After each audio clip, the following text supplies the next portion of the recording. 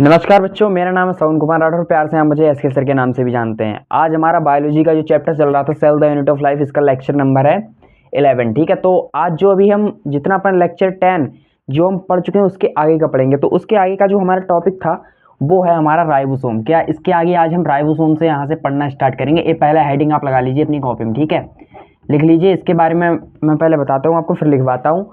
और उससे पहले मैं आपको बता दूं, लेक्चर को मैंने इतनी जल्दी स्टार्ट ही कर दिया है और पढ़ाई को भी स्टार्ट ही कर रहे हैं, ठीक है, क्योंकि कई दिनों से ये वीडियो आ नहीं रही होगी, ठीक है। इस लेक्चर की मतलब बायोलॉजी की आज से आएंगी आपके लिए पूरी। ये चैप्टर पूरा बिल्कुल 2 लेक्चर का मैंने आपसे कहा था बचा हुआ है, वो यहीं पर हम कंप्लीट करवा देंगे। आज ये हो जाएगा एक लेक्चर और हो बचेगा, वो भी मैं करवा दूंगा यहीं पर कंप्लीट, ठीक है।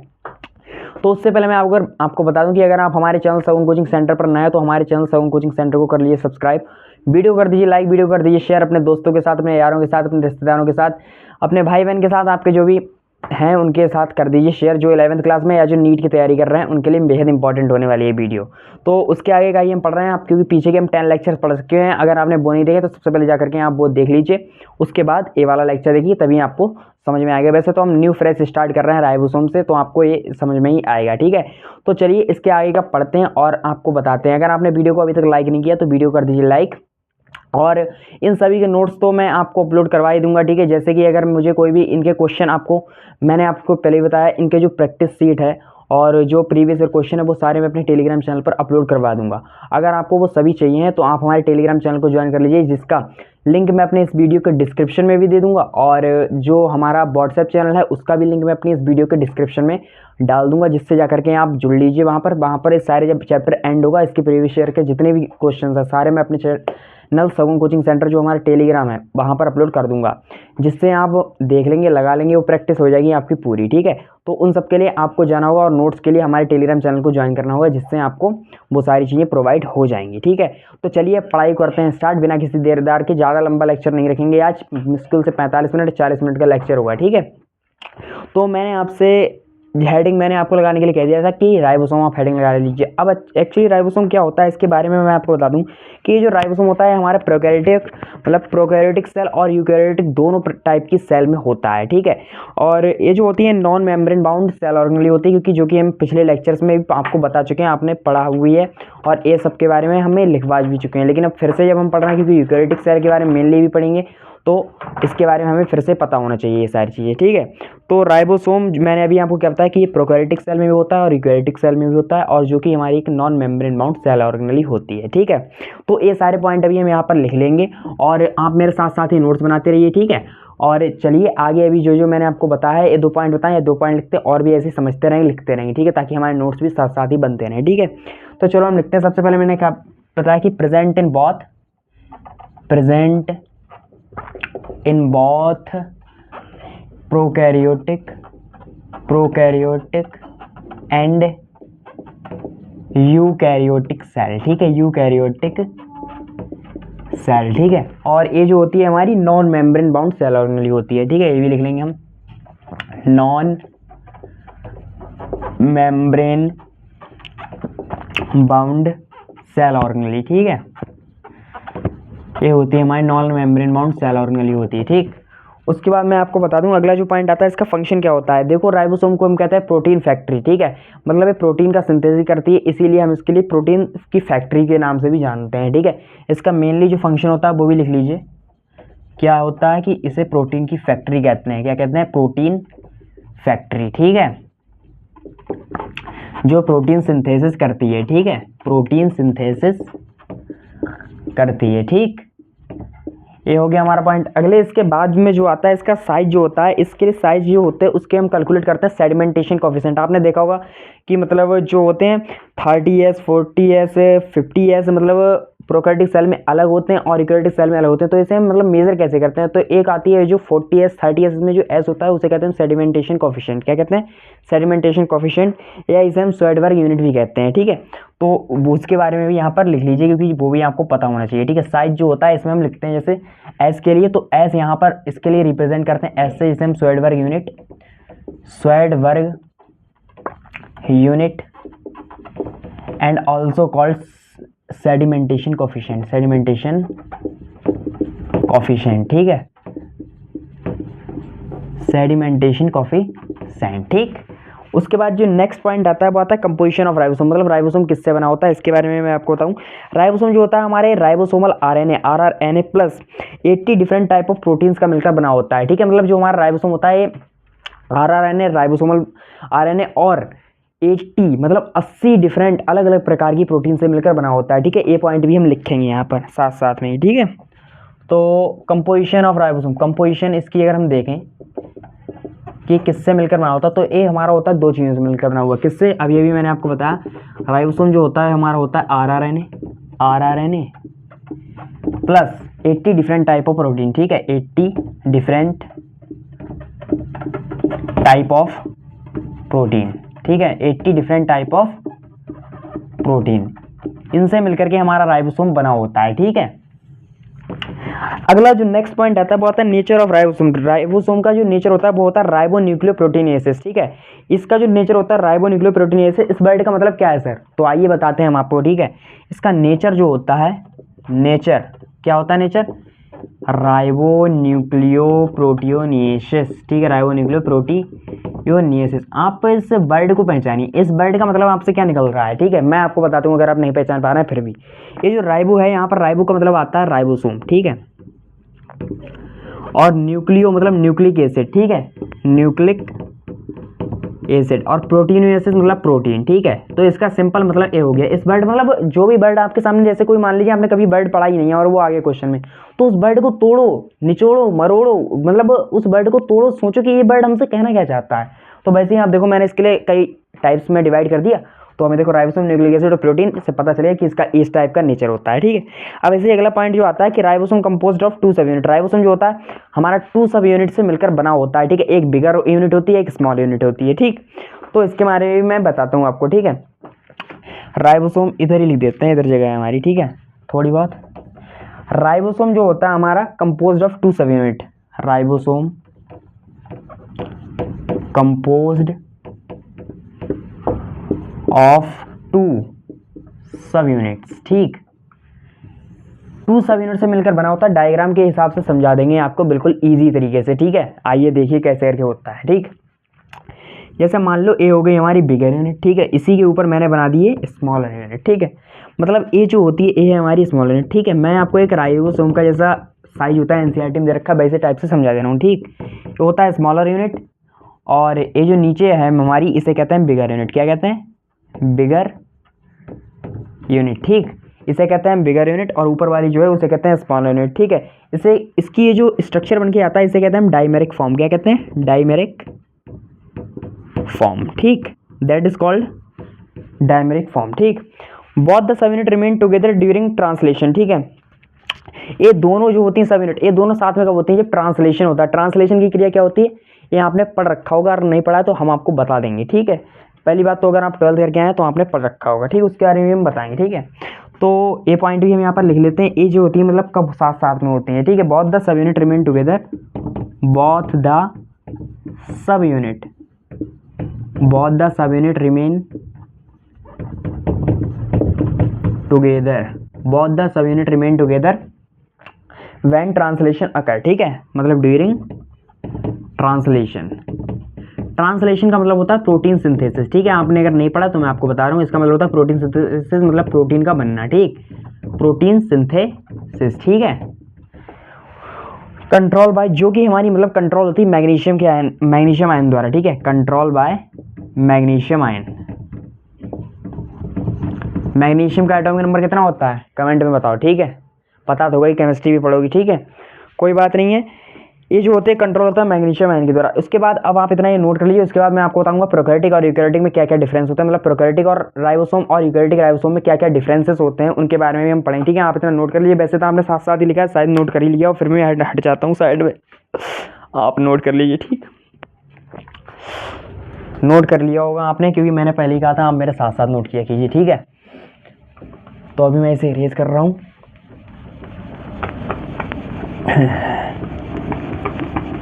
मैं आपके साथ साथ ही लिखता हूँ, तो ऐसा नहीं है कि आप लिख ना पा रहे हो, और एक एक पॉइंट को समझाते हुए भी चल रहा हूँ। ठीक है,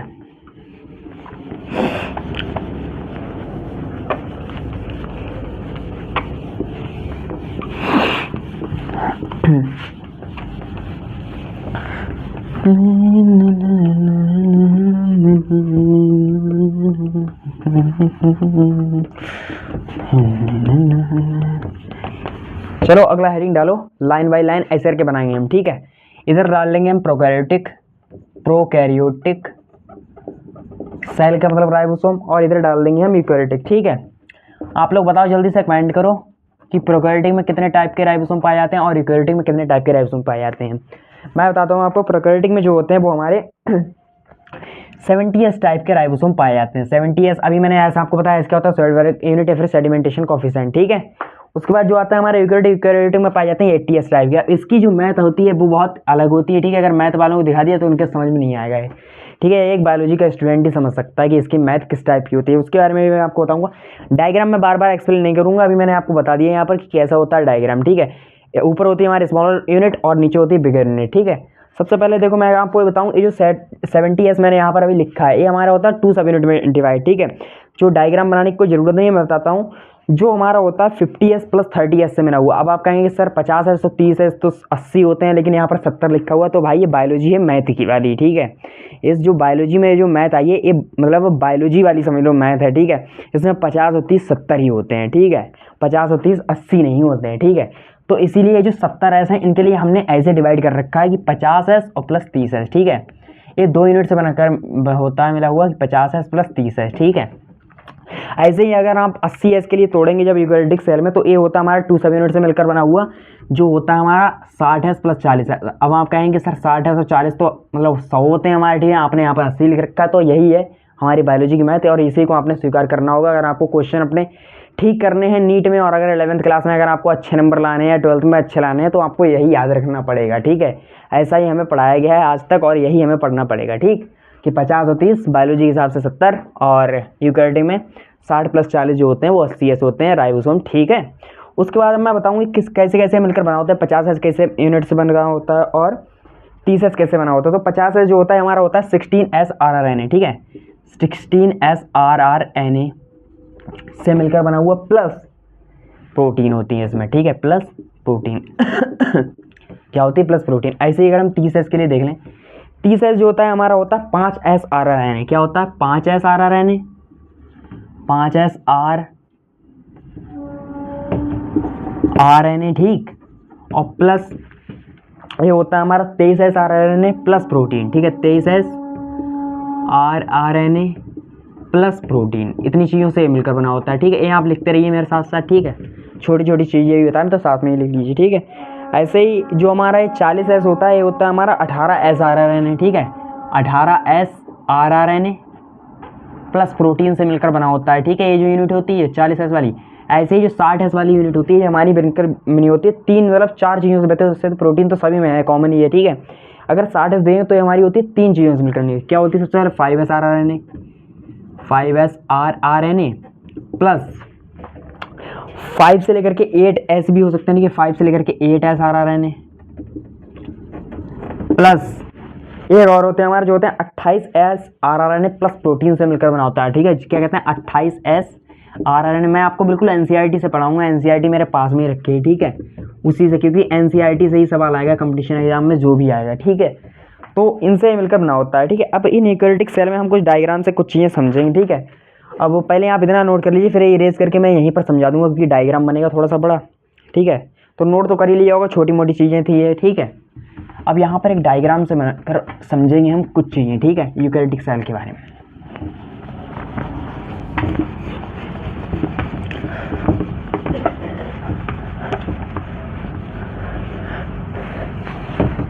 यूकैरियोटिक सेल में कैसे कैसे क्या क्या होता है डायग्राम, उसके बारे में थोड़ा बहुत समझते हैं, ठीक है। राइबोसोम, चलो हेडिंग यहाँ पर मैं डाली, तो राइबोसोम के बारे में पढ़ रहे हैं, कोई बात नहीं है, ये तो हमने लिख लिया होगा पहले, ठीक है। इन यूकैरियोटिक सेल, क्या? In eukaryotic. अगर आपको कोई भी डाउट आता है तो आप हमारे कमेंट सेक्शन में पोस्ट कर दीजिए, आपको उसका आंसर जल्दी मिल जाएगा, ठीक है। यूकैरियोटिक सेल में अगर देखें, एक डायग्राम से समझते हैं हम कुछ चीज़ें। इसके अंदर कुछ स्ट्रक्चर है, उनके बारे में मैं आपको बताता हूँ, ठीक है। जैसे मान लो कोई हमारी सेल है, उसके बाहर की ये मेम्ब्रेन है, ठीक है। इसमें अगर मैं दिखाऊँ तो राइबोसोम जो होते हैं फ्रीली पड़े रहते हैं साइटोप्लाज्म। राइबोसोम जो होते हैं सेल में जो होते हैं फ्रीली ऐसे ही पड़े रहते हैं साइटोप्लाज्म जो होता है उसके अंदर, ठीक है। मान लो ये हमारे राइबोसोम, ये फ्रीली पड़े हुए हैं, ठीक है, ऐसे ही पड़े रहते हैं हमारे साइटोप्लाज्म। कितने टाइप के मैंने भी बताए थे, अभी आपको लिखवाया था, जल्दी बोलो, जल्दी जल्दी बोलो, अभी क्या मैंने बताया था, राइबोसोम कितने टाइप के होते हैं, 80S टाइप के, ठीक है। कितने होते हैं, 80S टाइप के होते हैं यूकैरियोटिक सेल में, ठीक। कौन से 2 यूनिट से मिलकर बना होता है, 60S प्लस 40S, ठीक। उसके बाद मैं अगर आपको बताऊं, इसी में एक ऐसा स्ट्रक्चर बना हुआ होता है कुछ हमारा, ठीक है। इसके साथ में भी हमारे कुछ राइबोसोम जुड़े हुए होते हैं, ठीक। ये कुछ राइबोसोम जो होता है, ribosome associated with outer nuclear membrane, ठीक है। मतलब राइबोसोम जो होते हैं एसोसिएटेड होते हैं, जैसे हमारा रफ एंडोप्लाज्मिक रेटिकुलम अगर हो गया मान लो, ठीक है, इसके साथ अगर ये जुड़े हैं तो इसे कहते हैं राइबोसोम एसोसिएटेड। ये जो है हमारे, इन्हें कहते हैं जैसे ribosome associated with rough endoplasmic reticulum, ribosome associated with RER मतलब रफ एंडोप्लाज्मिक रेटिकुलम, ठीक है। उसके बाद मैं अगर आपको बताऊं, ये जो होती है न्यूक्लियस की, उसकी मतलब आउटर मेम्ब्रेन होती है, उसके साथ भी ये जुड़े हुए पाए जाते हैं, ठीक है। उसके बाद अगर हमारा क्लोरोप्लास्ट देखें तो इसमें भी राइबोसोम होते हैं, ठीक है।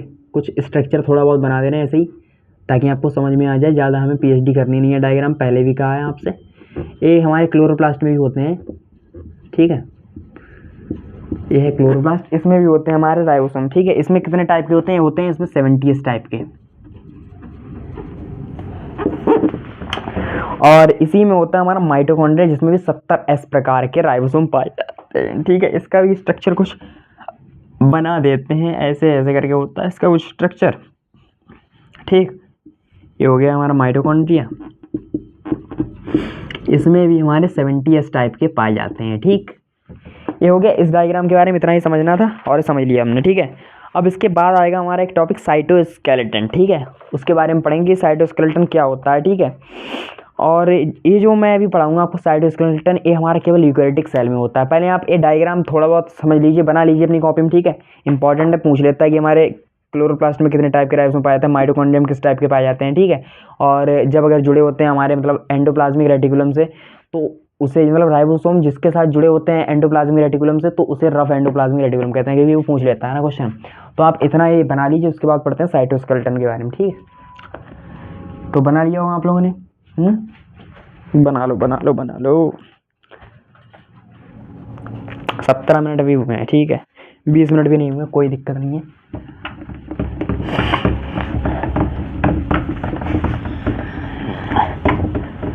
अब पढ़ेंगे साइटोस्केलेटन के बारे में। हेडिंग डाल लीजिए आप अपनी कॉपी में, CYTOSKELETON, ठीक है। साइटोस्केलेटन, ठीक, हेडिंग डाल लो साइटोस्केलेटन। साइटोस्केलेटन, अभी मैंने आपको बताया कि हमारा किस में पाया जाता है, जल्दी जल्दी जल्दी बोलो, किस में पाया जाता है। साइटोस्केलेटन जो होता है हमारा यूकैरियोटिक सेल में पाया जाता है, ठीक है। लिख लेते हैं हम यहाँ पर कि present only in eukaryotic cell, ठीक। Present only in eukaryotic cell, केवल यूकैरियोटिक सेल में पाया जाता है, ठीक है। इसका स्ट्रक्चर कुछ इस टाइप का होता है, बता देते हैं कैसे कैसे सेल में पाए जाते हैं हमारे, ठीक है।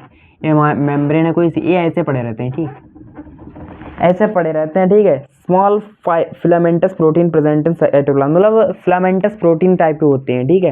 लिख देता हूं मैं यहाँ पर कि small filamentous protein present in cytoplasm,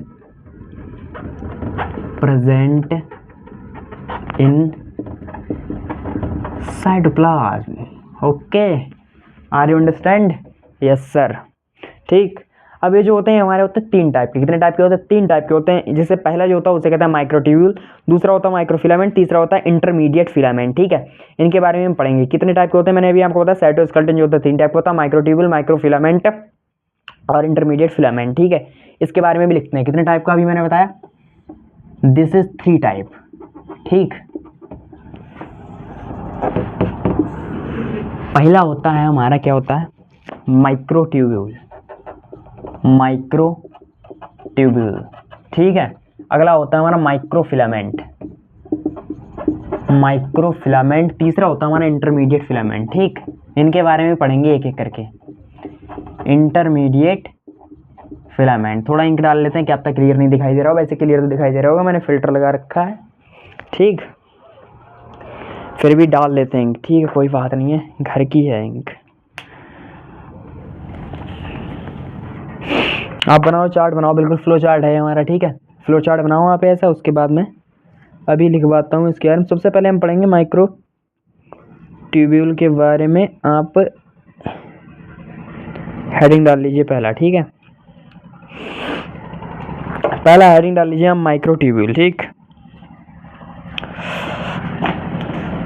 पहला हेडिंग ये है हमारा माइक्रो ट्यूब्यूल। नंबर ए क्या है? Micro tubule. ठीक, पहला हेडिंग है हमारा माइक्रो ट्यूब्यूल। इसके बारे में पढ़ते हैं क्या होता है। ठीक है, माइक्रो ट्यूब्यूल जो होता है हमारा एक ट्यूबुलिन प्रोटीन का मिलकर बना होता है। ठीक है, these are composed of tubulin protein. किससे मिलकर बना होता है? ट्यूबुलिन प्रोटीन से मिलकर बना होता है। और जो ट्यूबुलिन प्रोटीन जो होती है हमारी, वो होती है कि नॉन कॉन्ट्रैक्टाइल प्रोटीन होती है, जिसे क्या कहते हैं? Non contractile protein. ठीक, उसके बाद मैं अगर बताऊं इसका फंक्शन क्या होता है, मतलब इसका कार्य क्या होता है। ठीक है, क्या फंक्शन होता है, क्या वर्क होता है इसका। ठीक है, ये फॉर्म करता है स्पिंडल फाइबर और हेल्प करता है सेल डिवीजन। ठीक है, स्पिंडल फाइबर जो होते हैं मैंने आपको पढ़ा रखा है, स्पिंडल फाइबर बनाता है और हेल्प करता है आपका सेल डिवीजन में। ठीक है, उसके बाद मैं अगर आपको बताऊं, ये फॉर्म करता है centriole in animal cell.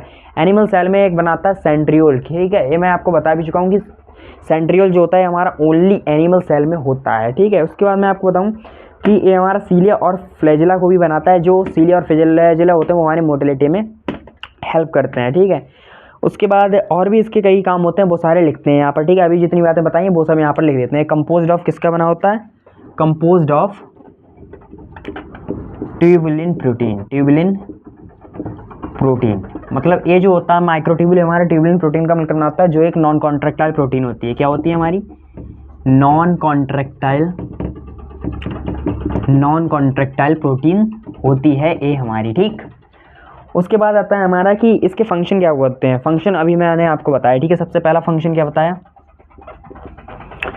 Formation of spindle fibre. Formation of spindle fibre. Spindle fibre का फॉर्मेशन करता है, हेल्प करता है सेल डिवीजन में। ठीक है, help in cell division. Help in cell division. ठीक, हेल्प करता है हमारा सेल डिवीजन में। ठीक है, उसके बाद जो अगला है क्या बनाता है? सेंट्रियोल बनाता है animal cell. Form centriole in animal cell. Form centriole इन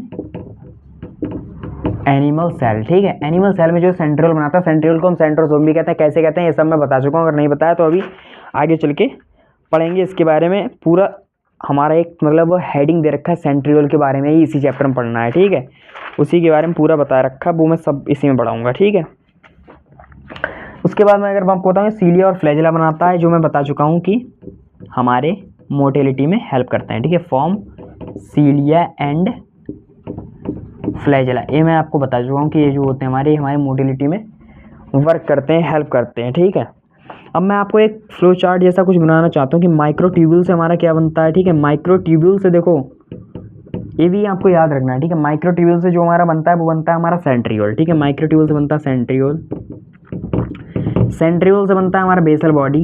इन सब के बारे में अभी डायग्राम से भी समझा दूंगा। ठीक है, बेसल बॉडी से जो हमारा बनता है वो बनते हैं सीलिया एंड फ्लैजिला। ठीक है, अभी जो मैंने आपको बताया उसके बारे में यहाँ पर फ्लो चार्ट के बारे में, पूरा फ्लो चार्ट में मैंने आपको समझा दिया कि कैसे करके याद रखना है। ठीक है, कि मैंने क्या बताया कि माइक्रोट्यूब्यूल से बनता है सेंट्रियोल, सेंट्रियोल से बेसल बॉडी, बेसल बॉडी से हमारा बनते हैं वो बनते हैं सीलिया एंड फ्लैजिला। ठीक, बना लीजिए, कोई दिक्कत नहीं है, ऐसा ही बना लीजिए, आसानी से याद भी हो जाएगा। ठीक है, और ये होता है form phragmoplast during cell division plant. जब मैंने अभी आपको पहले पढ़ाया था कि प्लांट सेल जो होते हैं उसमें सेल डिवीजन होता है, तो उसमें फ्रैगमोप्लास्टिक स्ट्रक्चर बनता है, उसे भी यही बनाता है। ठीक है, जो सेल प्लेट में हेल्प करता है बनाने में। ठीक है, लिख लेते हैं ये भी कि फॉर्म करता है हमारा form phragmoplast in plant cell. ठीक है, during cell division, during cell division in plant cell. ठीक है, प्लांट सेल में सेल डिवीजन के दौरान फ्रैगमोप्लास्ट बनता है। फ्रैगमोप्लास्ट जो होता है वो हेल्प करता है सेल प्लेट में। ठीक है, फॉर्म करता है सेल प्लेट में हेल्प करता है। ठीक है, फॉर्म सेल प्लेट बनाने में हेल्प करता है। ठीक, ये हो गया। ये आप मतलब ये हो गया, मैंने पूरा आपको बता दिया कि माइक्रोट्यूब्यूल क्या होता है इसके बारे में। ठीक है, अब आप कर लीजिए इतना नोट, वैसे तो नोट कर लिया होगा मेरे साथ साथ, थोड़ा बहुत बचा हो तो कर लीजिए नोट। और उसके बाद हम पढ़ते हैं माइक्रो फिलामेंट के बारे में, ठीक है। फिर थोड़ा सा है इंटरमीडिएट फिलामेंट के बारे में, वो भी पढ़ लेंगे, ठीक है। तो सबसे पहले ए मतलब आप कर लीजिए नोट, उसके बाद इसके आगे का पढ़ते हैं, ठीक है। प्यार में कौन जाना। हो गया नोट, ऊपर वाला भी इरेज कर दे रहा, ठीक है, क्योंकि अब तो हम आगे ही पढ़ेंगे, सब तो आपने लिख लिया होगा पहले से ही, ठीक है।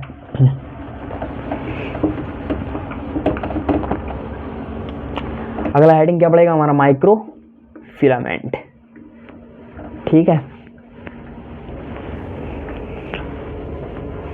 नंबर बी डाल लो कॉपी में अपने, माइक्रो फिलामेंट।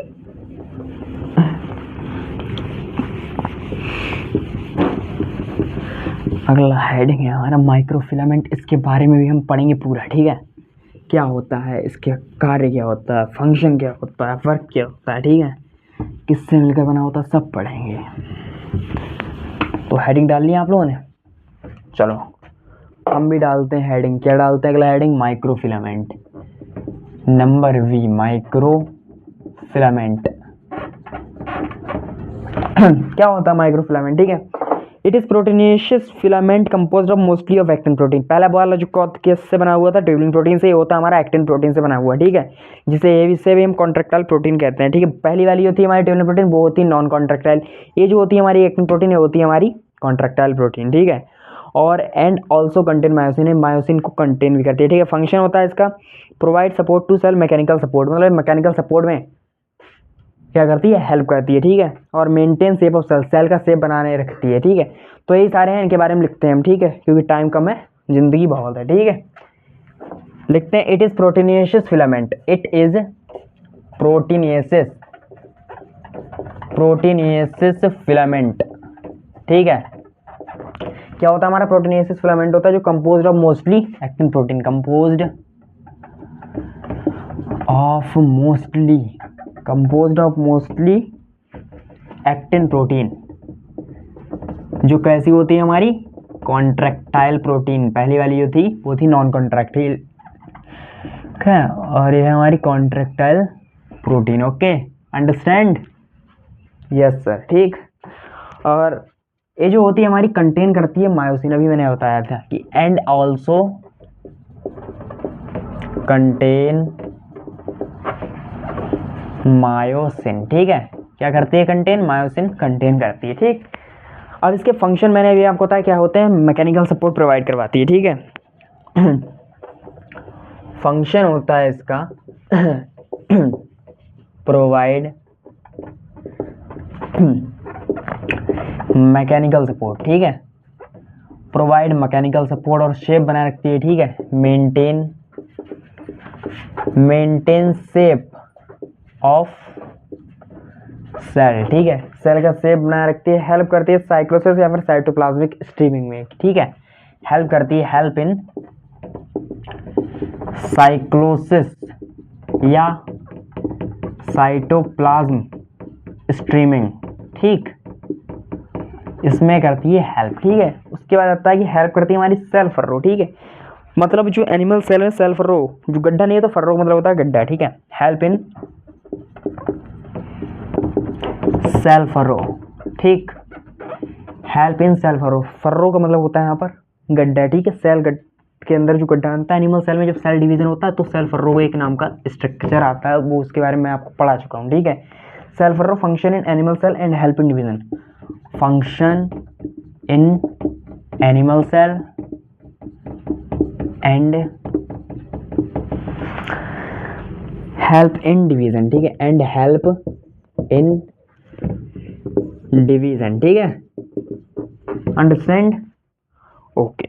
तो यही सारी चीज़ें हैं जो इसके बारे में हमें पढ़नी थी, ठीक है। अब मैं आपको बताऊं, इसके बाद अगला हेडिंग जो आएगा हमारा नंबर सी, मैंने क्या बताया था आपको, इंटरमीडिएट फिलामेंट, उसके बारे में बस 2 लाइनें वो हमें लिख लेनी है, ठीक है। अगला हेडिंग डालिए आप, इंटरमीडिएट फिलामेंट, इंटरमीडिएट फिलामेंट, ठीक है। इंटरमीडिएट फिलामेंट के बारे में थोड़ा बहुत हमें याद रखना है कि they are present around nucleus and form a basket around it, ठीक है। मतलब ये जो होते हैं न्यूक्लियस के अराउंड पाए जाते हैं, ठीक है, और एक बास्केट जैसा स्ट्रक्चर बनाते हैं। बस इतनी बात याद रखनी, ज़्यादा इसके बारे में याद नहीं रखना क्योंकि ज़्यादा हमसे पूछा नहीं जाता है, ठीक है। लिख देते हैं यहाँ पर कि they are present around nucleus and form a basket around it and form a basket around it, ठीक है। अब ये था हमारा, इसके बारे में मैंने आपको पढ़ा दिया साइटोस्केलेटन के बारे में, जो मैंने आपको सबसे पहले बताया माइक्रोट्यूब्यूल, तीसरा वो दूसरा था माइक्रोफिलामेंट, तीसरा था इंटरमीडिएट फिलामेंट। ये सब है इसके बारे में, साइटोस्केलेटन के बारे में नोट करो इतना। पढ़ते हैं इसके आगे सेंट्रियोल के बारे में, ठीक है। जो मैंने अभी आपको बताया था कि सेंट्रियोल क्या होता है, इसके बारे में पूरा स्ट्रक्चर है अलग से, वो भी हम पढ़ेंगे, ठीक है। आप जल्दी से इतना करो नोट, उसके बाद पढ़ते हैं सेंट्रियोल, अगला हेडिंग डालेंगे, ठीक है। नोट कर लिया होगा वैसे, फिर भी मैं हट जाता हूँ साइड एक बार ताकि आपको पूरा सब दिखाई दे जाए, ठीक है। आई होप आपने नोट कर लिया होगा।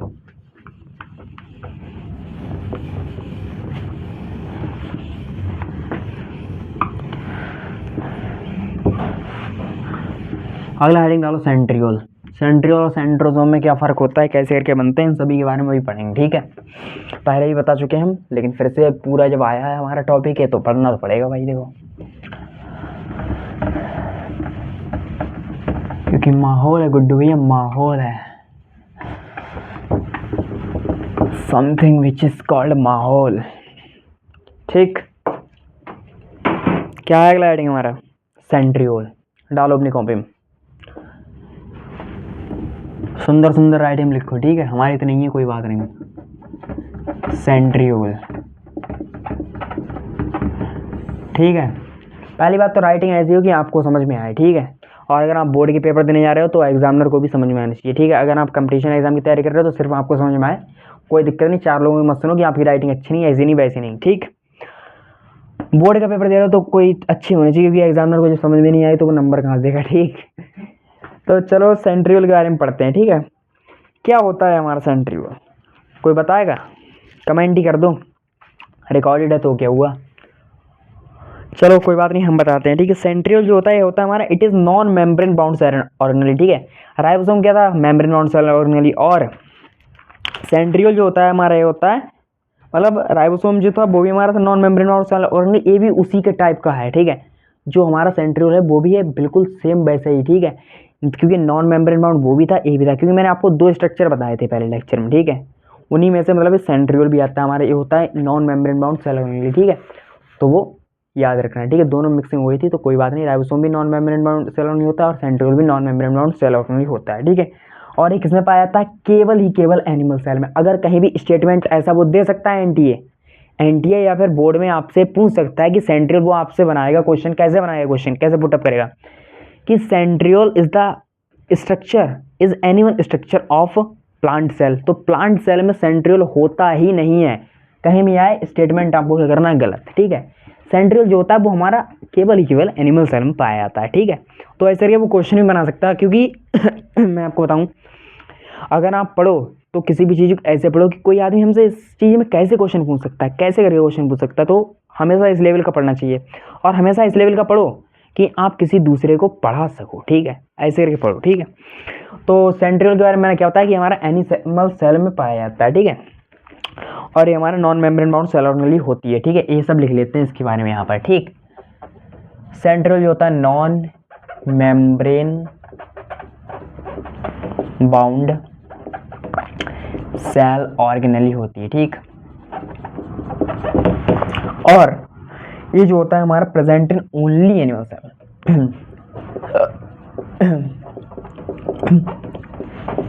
Present in only animal cell, ठीक है, केवल एनिमल सेल में पाया जाता है, ठीक है। और सेंट्रोसोम, अब अभी एक शब्द आता है हमारे कि सेंट्रियोल, अब बच्चे पूछते हैं कि सर सेंट्रियोल और सेंट्रोसोम में अंतर क्या होता है। अब मैं आपको बताऊं कि जैसे हिंदी में होता है तारक काय और होता है तारक केंद्र, तो बच्चे बहुत कंफ्यूज रहते हैं इस चीज़ में कि सर सेंट्रियोल और सेंट्रोसोम में अंतर क्या है यार, हमें आज तक समझ में ही नहीं आया। तो चलो हम बताते हैं आपको, ठीक है।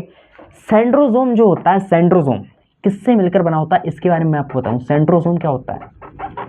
सेंट्रोसोम हमारा जो होता है वो होता है pair of centriole plus pericentriolar satellite. ठीक है, पेरीसेंट्रियोलर सैटेलाइट मतलब इन दो चीजों से मिलकर बनता है। क्या होता है?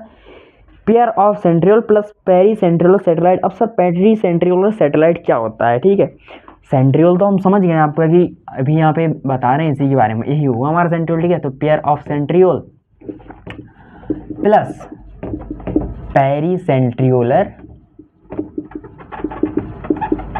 सैटेलाइट। ठीक, अब सर ये क्या है? ये क्या आपने चीज है बताते हैं भाई क्या चीज है।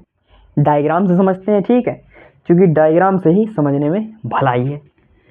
डायग्राम जो होता है हमारी पूरी माइंड में इमेज छप जाती है कि हाँ हमने ऐसे पढ़ा था, ऐसे करके ऐसे ऐसे वहाँ पर बना हुआ था, पूरा बिल्कुल ऐसे ही दिमाग में छप जाता है। ठीक है, तो डायग्राम से समझना आसान होता है। ठीक है, जैसे अभी मैंने सबसे पहले आपको बताया, मान लो ये हमारा सेंट्रियोल है। ठीक है, ये दोनों दो सेंट्रियोल हैं। अभी क्या मैंने बताया कि पेयर ऑफ सेंट्रियोल मतलब दो सेंट्रियोल। ठीक है, सेंट्रोसोम बना रहे हैं ना हम, तो ये मान लो हमारे यहाँ सेंट्रियोल दोनों क्या है? सेंट्रियोल दो हो गए हमारे, दो होते हैं जोड़े को क्या कहते हैं? पेयर। ठीक है, अब इसके ये जो साइड में से सेल होती है इसके अंदर ऐसे कुछ स्ट्रक्चर पाए जाते हैं। ठीक है, सेल के अंदर, एनिमल सेल में। ठीक है, तो ये जैसे होते हैं सेंटर, इसके चारों कुछ ऐसे ऐसे स्ट्रक्चर पाए जाते हैं जिन्हें कहते हैं पेरीसेंट्रियल सैटेलाइट, जो इसके चारों ओर घूमते रहते हैं। ठीक है, क्या कहते हैं ना? पेरीसेंट्रियल सैटेलाइट। ठीक है, that is called pericentriolar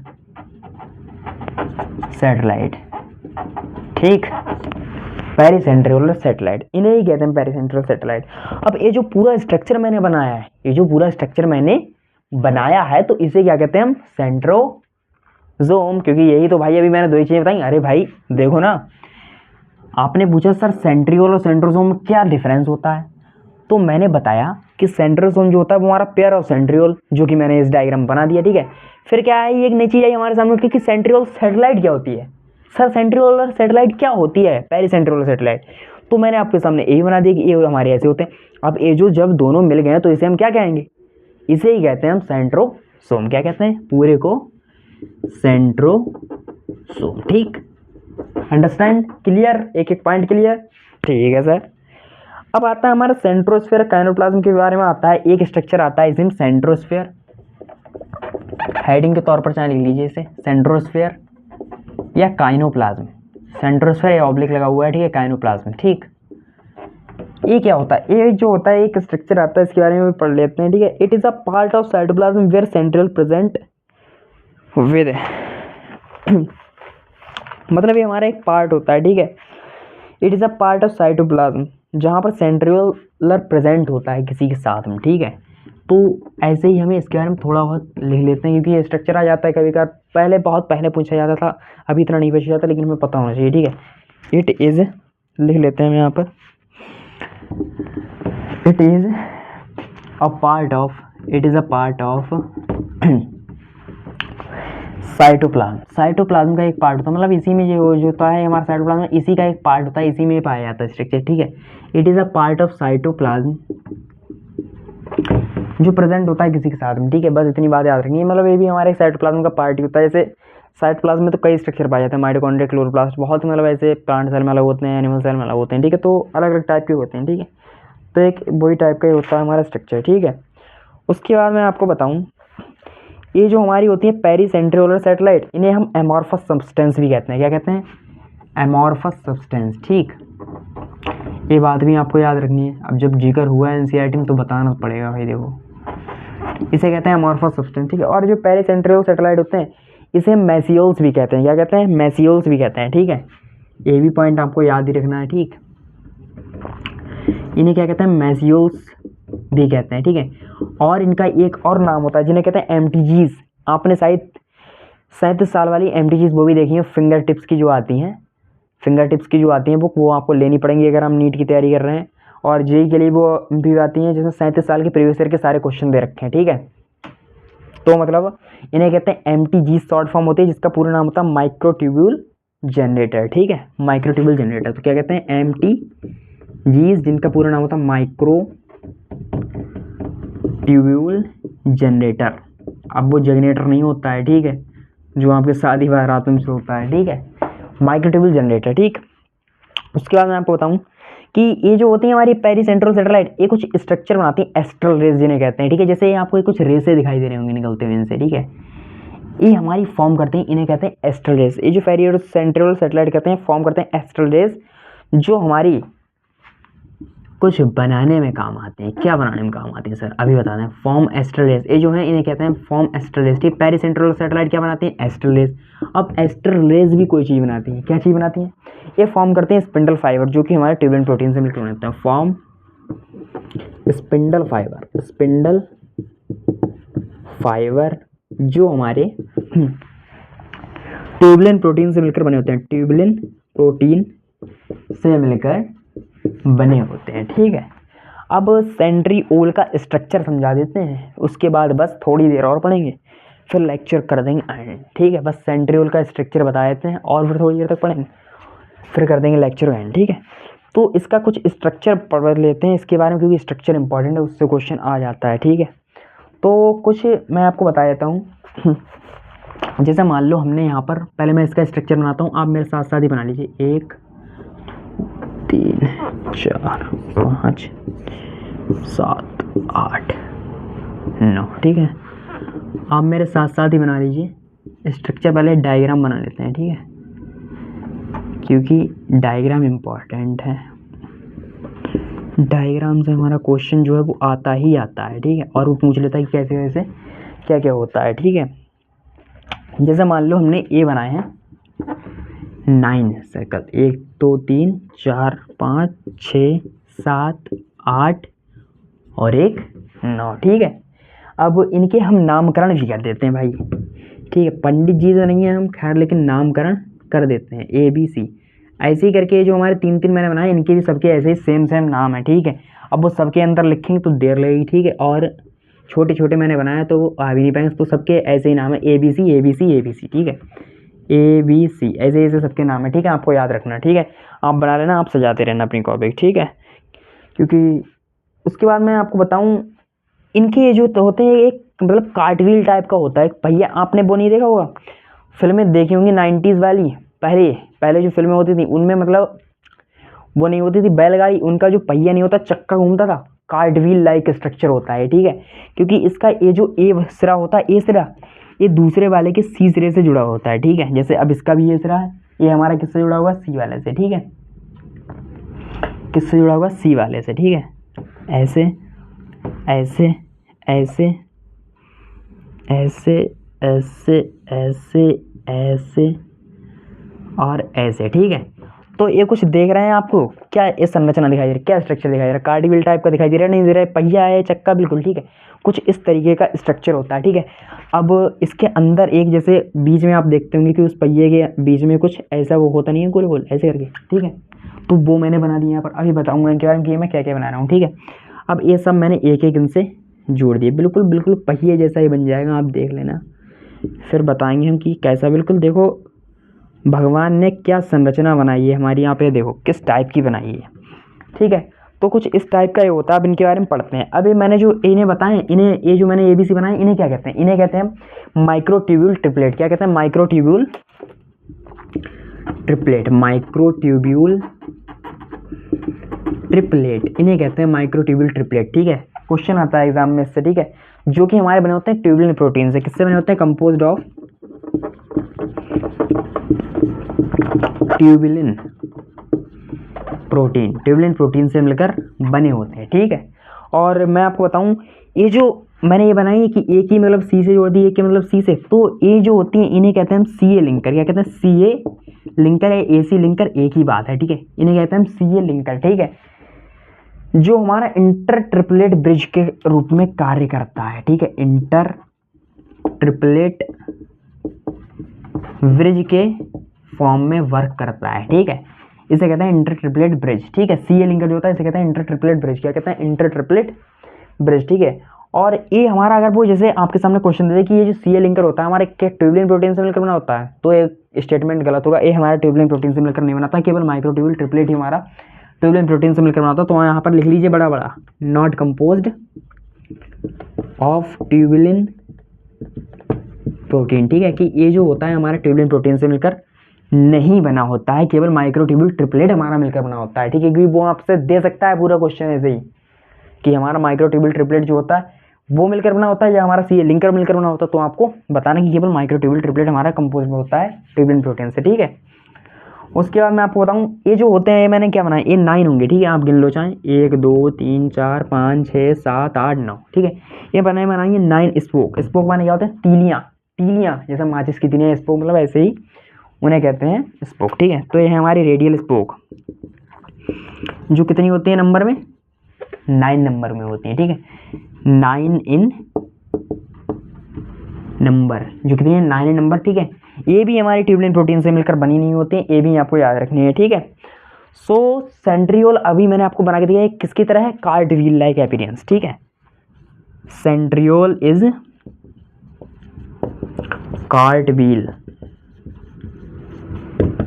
like appearance, ठीक है। किसकी तरह में दिखाई देता है, कार्ट व्हील की तरह दिखाई देता है। इंपॉर्टेंट है, याद रखना है, ठीक है। इंपॉर्टेंट है, याद रखना है, ठीक है। अब सेंट्रियोल में एक मोस्ट इंपॉर्टेंट क्वेश्चन आता है कि सेंट्रियोल में जो होता है ये हमारा किस टाइप का अरेंजमेंट होता है, ठीक है। सेंट्रियोल में जो होता है हमारा वो होता है सेंट्रियोल,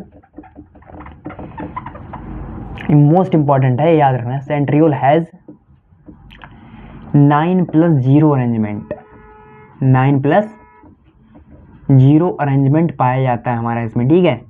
कि सेंट्रियोल जो होता है इसमें हमारा 9+0 अरेंजमेंट पाया जाता है। अब सर इसका मतलब क्या है, यहाँ पर ये जो 9 है, 9 का मतलब है हमारा कि माइक्रोट्यूब्यूल ट्रिपलेट 8 पेरिफेरल बाहर की तरफ, मतलब पेरिफेरल का मतलब होता है बाहर की तरफ, ठीक है।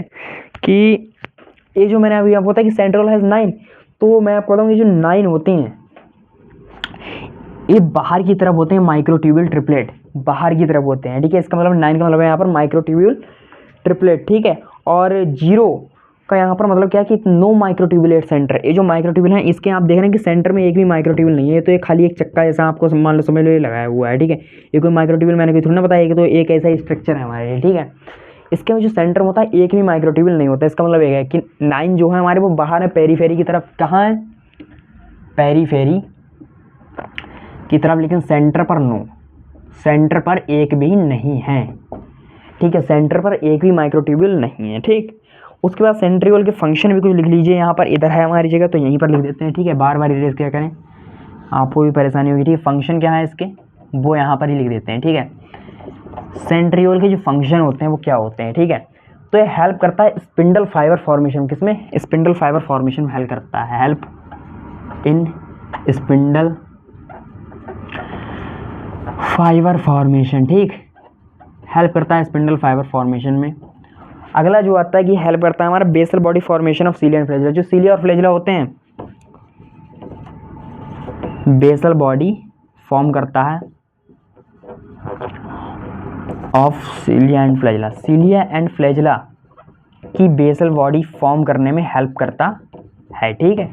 तो ये हो गया हमारा, ठीक। और वो तो मैंने अभी आपको एक चीज़ बताई थी कि माइक्रोट्यूब्यूल से बनता है हमारा सेंट्रियोल, सेंट्रियोल से बेसल बॉडी, बेसल बॉडी से बनती है सीलिया एंड फ्लैजिला, ठीक है। तो ये मैंने यहाँ पर जितना भी आपको बताया ये था सब हमारा सेंट्रियोल के बारे में। तो आज के लेक्चर को ज़्यादा लंबा ना करते हुए आज के लेक्चर की आज की सभा करते हैं यहीं पर समाप्त।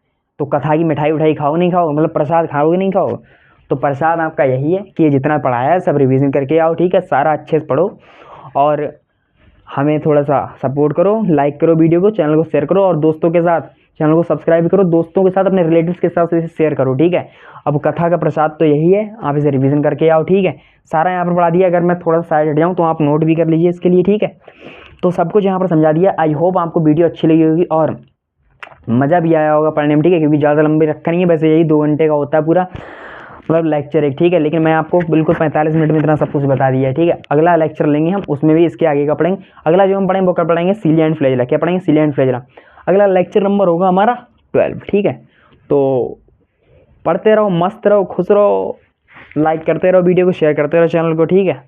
मिलते हैं आपसे नेक्स्ट वीडियो में, तब तक के लिए जय हिंद, जय भारत।